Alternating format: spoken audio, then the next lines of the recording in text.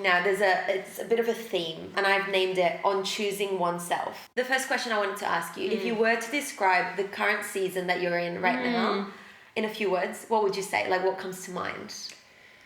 It's a shedding. I am shedding things left, right, and center at the moment. So yes, I left my partner of 9 years at the start of this year, which after was a number of years of trying to make it work, and it just wasn't going to work anymore, and could have stayed in that relationship, and it would have been okay. And it was just a realization that I'm not up for okay in this life. Yeah. Fully. So we are currently like co-parenting our kids, and that is, I think is going as well as what can be in the last couple of years. And then it's also been a shedding of, how I want a business to work. And there's certain areas of it that weren't working for me anymore. So I'm just trying to restructure things within that. It's a shedding of ideas I have about myself, the way I think I need to act in relationships. Yeah. The way that I act in the world. I guess a lot of getting rid of the things that have been holding me, what I feel like, back from a true self. Yeah, absolutely. I recently came across this quote, and it said, "Let it go to let it grow." Yeah, absolutely. And I can fully relate to what you're saying, and that shedding has its ebbs and flows, but I do think that when you know why you're doing it, you're in the thick of it, but you're like, I know this is to tap into my truest self. And I just think there's so much abundance that comes from that other side. Yeah. If you're able to really, let things flow and be like, okay, this will be messy for now. Yeah. But I know that on the other side, I'll look back and be like, here we go. Do you have like a sense of optimism despite shedding at the moment? Absolutely. I feel like I've kind of moved through my dark night of the soul. Yes. I would say that was been the last 2 or 3 years, and I definitely feel on the other side, if anything. And look, I wrote an email out to my email prescribers today that I would say I have been in my winter season for the last at least two years. And now I do feel more in a spring, which is not like everything's like sunshine, and we're just like the seeds have been planted, and now we go to water them and nurture them, which doesn't mean that some things might not still die. Fully. Yeah, but we're just seeing what's going to grow now. And you'll get a sunny day, you'll get a rainy day. Exactly. Yeah. It's not all like, we're not quite there yet. Yeah. And it's, like I feel that it was really hard to make some of those choices. Like I said, I could have not made them. Yeah. And just stayed where I was, but that's not who I am authentically. Like I am always highly motivated, highly ambitious, highly moving forward. And when I felt like I was in a stagnancy for so long, it was crushing to my whole soul. Like I had become a shell of myself. And the amount of people that have said to me over the last few months, like, oh, you look like you're glowing. You look, like it was, sometimes that the physical manifestations that come from, holding, I literally have lost about 6 kilos this year. Wow. Not because I haven't not done any fitness. I've been doing a lot more fitness and things like that. But it was, I think some of that weight was holding on because of I was just holding on to this stuff. Stagnancy, The book, The Body Keeps the Score. It's those words, like not even going into the book, it literally is. It holds on to that emotional state, and it manifests in things like weight, anxiety, call it whatever. What would you say, if we go back to like 2-3 years ago when you started feeling like, I'm stuck, what was your first whispers of intuition of like, I don't think I am in the right relationship, or I'm in my right path? What started coming up for you? The thing with me is I don't get whispers, I get slaps in the face.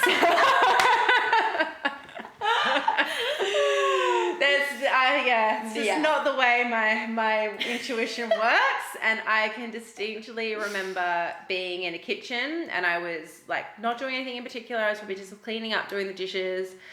My daughter would have been maybe, 8 months old, my son 2.5. And I just remember it was definitely not a whisper. It was like a wave went boof. And I remember just feeling completely out of my body for a moment. And it was you may not be in this relationship forever. Wow. And it was like my whole value system just got like shattered because I come from divorced parents. Yeah. My parents divorced when I was 9, and so in my value system, you never leave the father of your children. Yeah. You will make it work. You will never be like your parents. Yes. And you're going to have the most beautiful, wholesome family for life. Yes. And nothing is going to break Nothing's going to break that. Yeah. And it was like this boom, and like that's actually might not happen. Yeah. So this whole, it was complete like pushed out of my body experience. And then I was like grasping, like, no, that won't be me. Like, I won't do that. And that's where the whole like grasping onto the relationship happened as well. Within a space of 3 years, I lost my brother to his own mental health issues. Sorry. With 3 months after that, my dad got diagnosed with dementia. I had a 1 and a 3-year-old, and that had happened of the whole. So it was really like my whole life, just everything. Like I said, I don't get whispers. I get knocks out of everywhere of like, this is actually things aren't working for you anymore. And I think also that experience of like with my brother and then also with my dad was also like this of the impermanence of life, of we can't let, your unhappiness dictate your life. And also seeing my dad who had a really good life, but he's now in his 70 plus, his next 10, 20 years of his life, there's not much going to be there for him. Yeah. And you have to kind of just make the most of what you've got, and I don't want to be just coasting through, like being like semi-par, like okay, happy. Fully. And there's certain things about my life that, I was like, okay, well, I can't necessarily change them, but I'm going to make the most of what I've got. Yeah. And look, we did. So I did try to make the most of the relationship, and we tried to do counselling, and I did really work to try and make that work and did my own self-work. But ultimately, yeah. Wow. I'm sorry for many things. And thank you for sharing that. And I think, it's crazy how from a young age, your family history plays in life, right? Yeah. And I think it's so funny, like you've literally put words into your mouth that I've been saying to people lately, the impermanence of things. We live life so attached to everything, thinking this is it. This is my job. This is my identity. This is my people. This is my partner. This is everything for life. But, that loud calling that you get, those slaps, are only for your better good, and they are so painful in the thick of it. But if you look back in retrospective, obviously you would want to bring people back and being together again and all of that stuff. But I think they just help you, like they're almost like a guiding light to live that full life. That people come to you and will look up to you and be like, how do you do it? And you're like, well, I've gone through my hard shit, and this is why I've got the perspective I've got today. And that's only a blessing in the sense of how you can put that to the world, put that to your children, and make sure that everyone around you finds that force to live that life. And it is so tough. Like, of course, you would want to take all of that away and be like, I don't want to go through this. Why me? But from my end, I think just that acceptance of the impermanence of things and just knowing that you're doing your best for your foreseeable future, however long that is. So my parents separated when I was 11 after a family death. I have like vivid memories of walking with dad. It was a time where it's almost like the time we're in today, where there's a lot of breakups happening. So when I was like 10, 11, a lot of my friends' parents were separating. And we were like, what's going on? Don't know why. Anyway, it must be like some kind of like 20-year like Saturn return. Some kind of weird planetarian thing. And I remember being like walking from my auntie's house, who we all lived quite close, and walking with dad, holding his hand, being like, you and mum are never going to separate, right? I had never seen any, like, I didn't have anything to be suspicious of, but I could see it happening, and he was like, no, never. Then events happened, and they eventually separated. And I remember it being like the biggest lie someone had told me, and taking it upon my reins to be like, I will never repeat this. And then I started going to therapy early 20s. And I remember at that point through that therapy, I learned to accept my parents as adults. Yeah. Where I could see myself making those choices and mistakes and suddenly deconstructing what parenthood means. Yeah. And I don't know why we grow our children in that way. You know, you're the protective and the nurturer. That's not going to change. But there's also like a bit of a layer to it where it's like the picture perfect family. Well, I'm also a human making my own mistakes. And I guess that acceptance that you've had in your journey is so important because, you know, you've never lived this life before to know how to do it better. I think it's easy for people to go into the victim mindset. Yes. Like so many people are really living their life from victim mindset of like, this happened to me. This is just doing me and I can't do this and I can't do that. And I could have done that over the last few years, you know? Yeah. Oh, my dad's got dementia. Like I've been caring for him. Like he only just went into aged care this year. I've been caring for him for 3 years, you know? Wow. He didn't have anyone else other than his, you know, my auntie. Yeah. And I could have gone to like the mindset of that. Yeah. I could have gone to the mindset of like, oh, it's just easier to stay in this relationship because, you know, it's more financially stable and, you know, like it's just easier and the life and things like that. And I see so many women in clinic and I'll know when they walk in the door whether they're hanging around with me or not because they're in a victim mindset, and that's I'm not in a position to try, but I'm not. They often need to do therapy around that and things like that. And that's just not my job. Yeah, I can't do that because of X, Y, and Z. Yeah, like I get that we all have different histories of whether there's been abuse or different trauma, and I'm not, you know, say just get over, that's not what I'm trying to say. I definitely think those things will play onto people's minds and how they will act in the world and things like that. But if you are sitting here listening to this podcast or you have the ability to go and see a practitioner, you are in the top 1-2% of the wealthiest people in the world, probably. Yeah, and what are you going to do with that? It's actually your responsibility to do something with that, you know, rather than sitting within your victim mindset of like, oh, there's nothing that I can do, I'm powerless. I'm like, we have way more power if you're in that than so many other people in this world, and you're wasting it. Yeah, so true. Because we have so many opportunities. You know, even if you said, like, once again, there's definitely different minorities that might be listening to this, and what, like, I have friends in those minorities, and I'm not saying that their lives aren't different and how so I'm not trying to say that, but there are certain things that you will still always have control over and change. It would have been way easier for me to stay in that relationship, way more financially comforting, you know, way more better from a social perspective, you know, and same for you. Like, you know, oh, well, it sounds like you had this really great life coming. That could have actually been a nice life, but ultimately, if there's a feeling inside of you that is like, oh, like, yeah, that sounds good, but it's not quite right. It's probably not right for you. That's the thing. I mean, like, if you're questioning it, I feel like you know the answer. Exactly. You know, like, I think there's an inner knowing that I would just say every woman has. Whether you want to listen to it or not, or how able you are or not, is different. And everyone, again, has their own life path, and that's fine. But I think if you're questioning it, you just kind of know, you know. And I personally... And that's how I kind of started this podcast.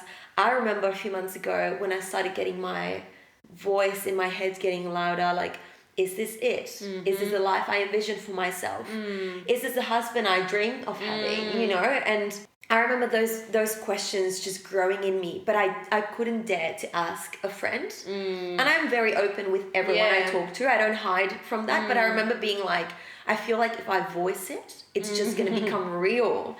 And so what I did, I love listening to podcasts, and I just started finding on podcasts like how to know if he's the one, or like, you know, like just asking the ChatGPT questions to the podcast library and being like, someone talk in my ear and tell me what I need to hear. I mean, if that's the question you're asking, you know the answer. You know the answer. You do. I learned that very quick. I was like, if you're asking if he's the one, you probably fully isn't the one. Fully. Which I will also say I don't believe in the one as well. I don't either. Yeah. Again, the impermanence of things. Yeah, I just don't believe in it. How is he the one? Like, you are the one. Yes. And one and one come together, and there's two. And you just, there can't be a one. No, I don't think there's a one. I think it comes down to timing. Yes. I think it comes down to compatibility Fully. sometimes. Someone can have everything on the list, but ultimately you're incompatible because you're in different stages of life, or they're wanting to do different things, and that can be really heartbreaking in itself. Of like, I thought, that could work, but it's just not the right time or compatibility at that stage. And look, I'm not a love relationship person. This is like, but I think also, what I did in my own head of trying to navigate whether I should leave this relationship and the father of my kids was I did try to talk myself into it of like, he's a good guy. He's got all, he's got all this going for him, but there was this deep inner knowing, and it created though for a couple of years that extreme stress and anxiety because I was gaslighting myself of like, you shouldn't feel that way. You don't have to feel like that, or like, blaming lack of attraction on myself because I was just exhausted and had low libido. Yeah. And then what happens when you break up and you're like, oh wow, not true. Not true. Like, isn't that not wild? true. Like, like just telling myself that's just how I am. Yeah. And so I sometimes say that with women, like, is it really your hormones? Yeah. Sure, like, look, hey, like, I'm a naturopath. I'm all about hormones and how they're affecting your health. But you can kind of see a bit of like the outskirts being like, ooh. Is it really that? And I'm not saying everyone needs to leave their husband or partner. Yeah. But your relationships have a huge impact on your health. Fully. Like, there's only so far you're going to get. Yeah, absolutely. And I think it's not to deviate back into like the health topic, but I think from a fertility point of view, right? Like, it's always a woman coming to you, hey, I can't have babies. And you're like, has he been checked for anything? And so often, surprise, surprise. It's the same in relationships. We just take the load on our backs and we're like, I'm going to fix this. I'm the problem, I'm going to fix myself. But then it's like at your own detriment, your health is going to cop it, everything's going to cop it. Of course, we don't have the tools at that time to do any better, and that's fine. But I think it's just important to flag that. It's a two-way street. And look, I've worked in fertility for over a decade, and if you have a male partner that is refusing to do any assessments, I'm sorry, that's a red flag for parenthood. Yes. They're not willing to step into the arena to look at creating a baby. What do you think they're going to be like as a dad? Big time. Like, big time. You're not willing to meet me halfway there. Yeah. And I know that because I have seen people through their parenthood journey. I've seen people, conceive and then go on to become parents. I've also seen people really struggle to conceive, and then they'll kind of go off the radar, and I see them 2 years later walking down the street with a new partner and a beautiful baby. Wild. That was conceived very quickly. Yeah. And, was it just the relationship? Are you just having conception sex two times a month because you just want to have a baby, but there's actually no real attraction and things within that, outside of that? Or is your body and stress from that relationship blocking you from actually conceiving and having that huge effect on your hormones? Even things like, I don't know, maybe I'm wrong, but even like vaginal infections, vaginismus, like that's that brain connection being like, block this, not good, step away. I mean, I've also seen that. Yeah. Like women with chronic vaginal infections, and they get rid of the partner and all of a sudden they're gone, which, look, we know that bacterial vaginosis is very much male partner related now, and if you've got someone with that condition, they need their male partner to be treated as well, if they have one. I'm not saying that women that are single, that aren't sexually active, don't get back BV, but attraction is actually to do with bacteria. Like who we're attracted to is actually my bugs going, my bacteria saying, Oh, Yeah. I like those, Yeah. and they're a good match for me. There you go. Because a lot of like the genetic and DNA that's passed on through our children is also passed through different bacterial pathways. I mean, this is looking at the science lens from something that we go from a more esoteric lens of like, why am I just attracted to him? Yeah. And then your bestie is like, what? Like, I don't see it. Yeah. You know, or like you can see someone and go, yeah, he's hot, but I'm not attracted to him. Fully. Makes so much sense. And I love that you bring in like, because at the end of the day, the concept of something being holistic, right? It is the spiritual and the energy, like it's all coming together and it just manifests in a physical symptom. Yeah. But there's so much to it. That's not just this hurts or this is, you know, like I love that. And also even like, your bacteria and their bacteria kind of like flirting with each other. Like there's like a full, I love that. Like I guess it's chemistry, right? It is. It is like literally the chemistry that we talk about, but it is that there is a chemistry, and it's why, you know, there's these studies that they show that when women are on hormonal therapy, which includes the oral contraceptive pill, they will be attracted to different men than when they're not on it. Oh. Yeah. Have you not heard? No. Oh, okay. Yeah. So if you're on the pill, it changes the bugs within you, the bacteria within you. So you're like, don't marry him. He's not the one. I'm like, don't choose your partner when you're on the pill. But once again, I see this happen in clinic because women have been on the pill and then they come off it to have a baby. And all of a sudden shit hits the fan. Yes. Wow. Because they've chosen someone that wasn't a good genetic match to them. Yeah. Plus wasn't actually, ideally, because I'm not saying that we're attracted to someone because they're a good genetic match, though that is actually part of it. Yeah. Because ultimately the body wants to survive and second it wants to reproduce. Yeah. So we want to reproduce with someone that the body perceives as a good genetic match. Yeah. Wow, that is fascinating. I had never even come across that. That is so wild. And the same thing is now with hormonal therapy. So a lot of them women are now going on to estrogen, progesterone therapy, you know, in their 40s and 50s, which is great. I have nothing against that.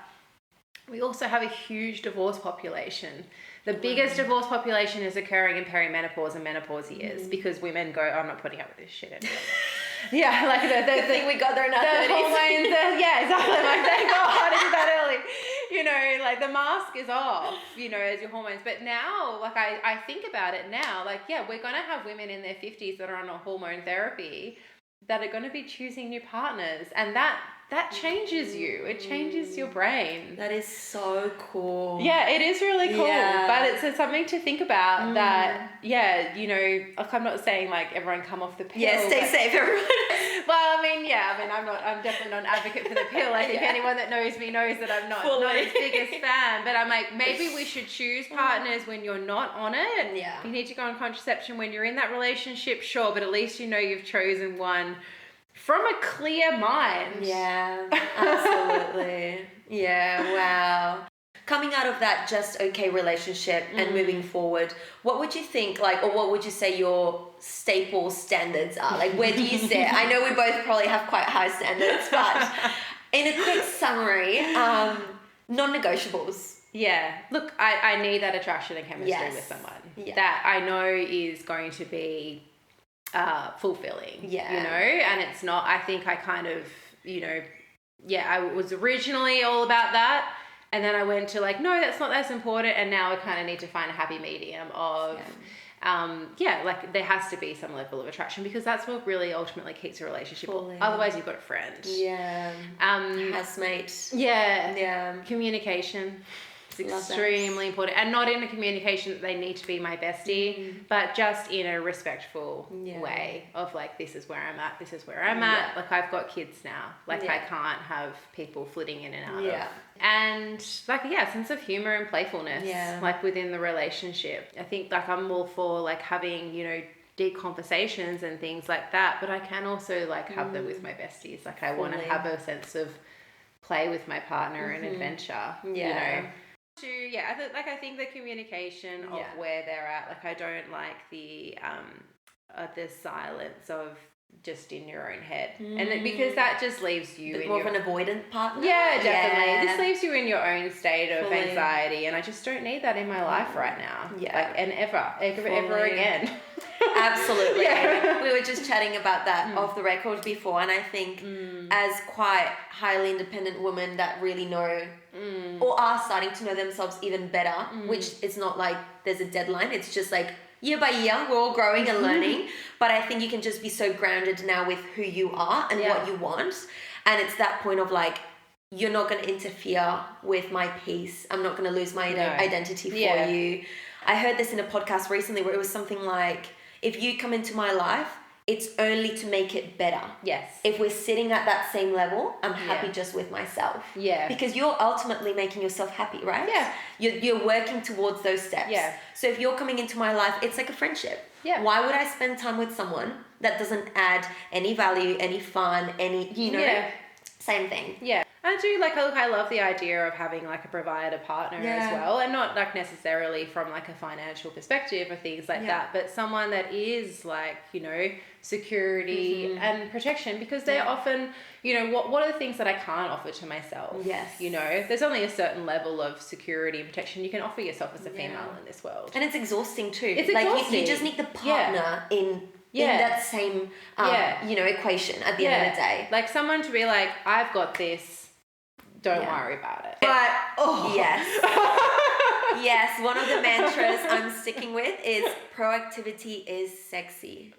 You know? Like, don't worry, take a step back. I can see you a bit, like, you're a bit flustered. Like, I'll just make dinner and I'll be like, I will wait for you in bed. Like, don't say anything else. I mean, that is the ultimate for me. Yeah. It's more that security in that partnership that you're like, I can fully relax because he's got this. Exactly. Yeah. And that also comes back down to the relationship that he's going to have with my kids as well. Fully, Like, I can't have someone in my life that is not willing to be in a place of security and providership for my children as well, because it's not going to work for me. Yeah. And you're not just going to welcome anyone. No. So he needs to be at that level for you to be like, this is that, the kids are a part of our lives. They're not just my thing, and then you're coming in on the side. It's just, that's just not going to work. But even in supporting you as a mum, right? Imagine the weekend you don't have the kids, but you're still thinking about your kids all the time. Absolutely. He needs to have that wire, like that just like connection of being like, okay, she's in mum mode. This is what she needs from me. Yeah. And I think that's sexy and important to have. Yeah. And that, I guess, it's communication too, right? And emotional maturity. I think the whole avoidance partner, we don't need that. And I think it just only triggers your anxiety more. You can be so calm when you don't have that avoidance around you, but then it's like you're both tiptoeing, like walking on eggshells, right? Because you're anxious and he's avoidant, and we're both like, but it's like neither one of us needs that. No, it's just like unnecessary. Like it just, look, and we all have our own patterns, and I've recently had a situation where that triggered me absolutely, and I was like, that was a great sign that I've still got work there to do, of like being okay to sit within the unknown, and within that was an extremely avoidant person as well, and so part of that was owning my own stuff within that, of like, and look, it's a first person I've been with since leaving, so I was like, of course I'm going to get the mirror to all the shit that's still there, because I within the last few years I'm like, when I am single, I'm not going to do this and I won't do that I won't do that, like I'm so healed, I've done so much work on myself. And then it's like the first, and then the bed, I'm like, Jam, I thought I made some progress here. That one's still there. Okay, I'm like, hey, but you're acknowledging it. That is progress. That is progress. I acknowledge it. You call yourself right there, and you're like, okay. Yeah, I was like, okay. Yeah. That's me. That's on me. Yeah. All right. I can see that. Thank you. Thank you for being the mirror to show that up to me. Thank you for coming into my life for that. But also, I'm sorry, you still need to do your own work as well. Sorry, not sorry. Like there was some communication with that I had to fix and hold my boundary and what I expect, and we cleared it up, and it's all good, and we both gone separate ways and moved on from it. Yeah, amazing. I wasn't going to let that slide. Yeah, fair enough. And I think you now have the gift of time, right? Yeah, exactly. You don't need to become a mom. You don't have a ticking clock. You don't have anything like that where you can just actually cruise and be like, this doesn't sit right with me. Exactly. We can put that aside. Yeah, right? I don't need you. Yeah. And I think I would say that was a big part of, look, I feel for women in their 20s and 30s that feel that like, oh my God, my time is running out. Yeah. I remember that feeling. Yeah. It's scary. It's so scary. It's so scary. And that's why I'll always be an advocate for women having kids later in their life and what can we do to support our health. Because it's almost like, you know, I follow a lot of financial people here and they're like, how can I support women financially so they don't, I'm like, okay, well, my role in this world is how can I support women so they don't feel like they need to settle because of the baby thing? Yeah. And I mean, it's almost like a realization I'm coming to myself now as we're talking. I'm like, like that's like, yes, like let's, you know, you can, I don't want women to feel like, oh my God, I'm 34, I must pick the next man to be my baby daddy. And he's not. And that's something I want people to take from this. Yeah. All this pressure I've been putting on myself and the relationship being like, the clock is ticking, you need to get there. And suddenly realizing I have years ahead of me to enjoy life as an individual, as in a relationship, whatever it looks like, that I don't need to rush. Yeah. And again, I listen to a lot of podcasts, if you couldn't tell. And just listening to other people's lived in experiences with empowerment. Was what really helped me get to that point. That's important to do.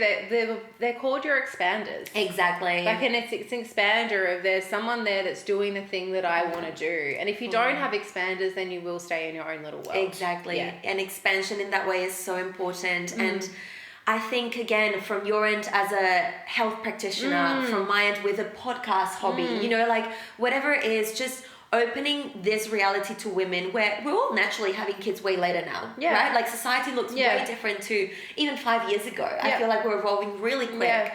And I think even just opening up those channels for women to be like, you're fine.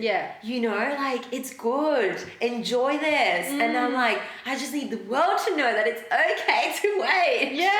Yes. And look, coming from someone that maybe didn't wait, that maybe chose someone based on if this is going to be a good dad. And look, I have absolute no regrets in that because I would never ever take back my kids. And I now do have a beautiful man that I co-parent my kids with. Amazing. That I know is a safe place for them. I know they're well cared for. I know they're well looked after, well fed. You know, like a great dad and a great partner, which was another reason why it was so hard to leave, because I was like, this is a great person in so many ways. So I would never have any regrets over that, but I do remember that feeling of like the clock ticking, and I was like 28. Wow. Like I was so, you know, like I was a baby, you know, but I just remember that feeling. So, you know, I feel for women in that position, and I guess, that is, I guess, one of the benefits over my situation now is that I don't have that clock on me. Like if I met a man and he really wanted to have a baby, I'm open to that, but I'm also open to not having any more kids. I have 2 beautiful children. I'm so happy with them.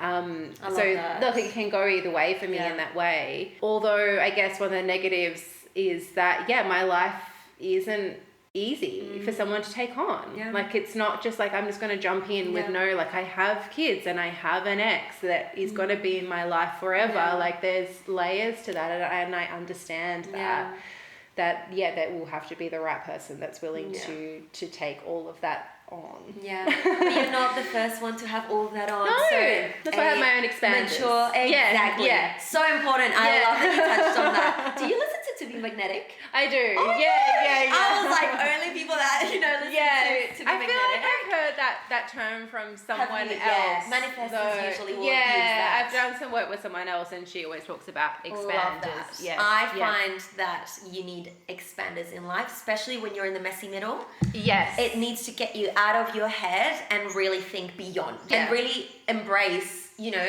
I can do this. I can have this life. I can live like this. And really accepting that. And I think if anyone doesn't know what an expander is, essentially what an expander is someone that is doing the thing that you want to do, essentially. So expander can be like they are fully living what you have, like what you want. So they've got the house, they've got the relationship, the family dynamic, or whatever it is you want. And you're using it not of a place of like, they have everything I want. It's not about jealousy. Yeah, no, jealousy. Yeah. Although maybe there will be a little bit of envy at the start, but like use envy as going, oh, that's actually just what I really want. Like as a like, oh, like she's got this. My, oh, actually you just really want that. Yeah. And they might have it all, or they can be, and what She To Be Magnetic talks about is fragments. So they might have like the really great relationship dynamic, but maybe not the house that you want. Or it's something. little snippets of their life that you're like, I kind of want that. Yeah, and so you can still take those fragments as well. But it's just good for your brain, because if there's something that you want that you've never experienced before, or that you haven't had in your family dynamic, it's going to be really hard for you to bring that into your life, because you have no set point essentially for it. So you have to kind of, it's like, you know, like our nervous system isn't fully developed until we're 28 years old. What? Yes. Yeah. Whoa. I know. Oh, like you, 28. Wow. Yeah. So up until 28, you are actually piggybacking off someone else's nervous system. Oh my gosh. So often we're in like friendship dynamics where we're all going through the same thing, and we're all like bringing up, you know, the same shit, or you're still often leaning on your parents a lot. So if there's any stuff within the parent dynamic, you might be like in your boss, so you might be in a workplace where your boss is extremely stressed and you're going to attach into that energy. So up until 28, we're piggybacking off other people's nervous systems. From about 28, our nervous system is more fully developed. And I think that's when a lot of, you know, if anyone knows astrology, it's what we call a Saturn's return. Yes. Like, so you do really come into, I don't think people are really an adult, honestly, until you're 28. Yeah. And so that's when you kind of can sit. So then you can all of a sudden see that person is separate from yourself. Like, oh, my boss is having a really bad day, but that's actually got nothing to do with me. Does that make sense? Fully. Whereas I think in their 20s, people go, what have I done wrong? You know, or like, you know, we go within, I think that's also when people start to really separate from their parents' dynamic, or see them for the adult that they are, not just the parent, go, oh, they're just a human being having that human experience. Fully. So all of that happens around 28. And so up until then, you're bouncing off other people. 28, you can live with yourself. So where that goes from the expanding perspective is, if it's sort of like that nervous system thing, if there's something that you want in your life, you're going to need to see it. So we're kind of piggybacking off someone else. Yeah. Essentially. And then once you have the thing, then you might become an expander for someone else. It's almost like that part of that area has matured. Yeah. I love it. And I feel like hopefully this expands people, because I think it's these kind of conversations that, that's what at least enlightens me. I'm like, I can do that too. I would just say like expands you in this season, whether it's like a friend, people from the internet, whatever it is. What kind of people inspire you at the moment? So definitely like over the last year, it has been seeing like single mums, I guess, have successful businesses. Yes. That was a big reason for expansion, because that was a big fear of mine, you know, leaving from a financial security perspective. Is that people that you've got close around you, or more like internet? I've had a coach and then seeing probably people more from Instagram and social media. So I don't know that I know anyone interactive, although I do have a coach that I have worked with that was a massive expander for me. That was a single mum, developed a really amazing business. At the moment, it's just people really locally that I might just like see in the street that I know from other people that are two separate families that have come together. Love. So like, you know, they've both have had kids from other relationships, but then have this beautiful, loving relationship, and I might see them at the local pool and go, wow, that's so cool. Yes. Like, you know, one of my sister's friends has that really beautiful, loving relationship, and, you know, talking to her about, you know, how they've brought the kids in together, and how that's actually been really positive things in their life, having a stepdad and those sorts of things. Those are the sorts of expanders that I've got. So good. Yeah. And I feel like even witnessing those dynamics in real life, you know, one day when you find your new partner and you've got that solid, loving relationship where there's that spark, that visible spark, your kids it'll expand them to know what love looks like, right? It's like they're so young that they probably will not really remember mum and dad together as much as mum in love with her partner, or dad in love with his partner. And I think that's beautiful. Well, is there anything else you feel like sharing? No, that was so great. Covered a lot. I feel like we covered a lot. Really feel, you know, so honoured to be one of the first guests. Thank you. Yeah, so special. Love having a conversation with you. With you too.